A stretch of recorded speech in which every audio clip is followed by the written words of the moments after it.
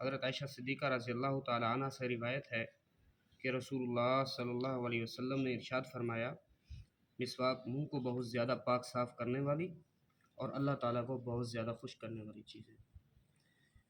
میرے عزیز دوستو، اس حدیث مبارکہ کے دو پہلو ہیں، اور دونوں پہلو اللہ رب العالمین کی رضا کو حاصل کرنے کے۔ پہلا پہلو اس کے اندر یہ ہے کہ مسواک منہ کی بدبو کو صاف کرتی ہے، منہ کی بدبو کو دور کرتی ہے، منہ کے جراثیموں کو دور کرتی ہے، اور جب ہم کسی دوسرے بھائی سے بات کرتے ہیں اس کو منہ کی بدبو نہیں پہنچتی، اس کو تکلیف نہیں آتی۔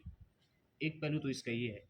دوسرا پہلو یہ ہے کہ اللہ رب العالمین کی رضا اس سے حاصل ہوگی، اور اللہ رب العالمین کی جس انسان کو رضا حاصل ہو جائے اس سے بڑا انعام اس کے لیے کیا ہے۔ ایک اور جگہ پہ آتا ہے کہ جو شخص مسواک کا اہتمام کرتا ہے اللہ رب العالمین اس کا خاتمہ ایمان پہ کریں گے۔ سب کہتے ہیں سبحان اللہ۔ جس کا خاتمہ ایمان پہ ہو جائے اس سے بڑھ کر اور کیا بڑا انعام ہو سکتا ہے۔ لہٰذا مسواک کا اہتمام کرنا ہے، اہتمام کریں گے انشاءاللہ، اللہ عمل کرنے کی توفیق نصیب فرمائے۔ بسم اللہ الرحمن الرحیم، الحمدللہ۔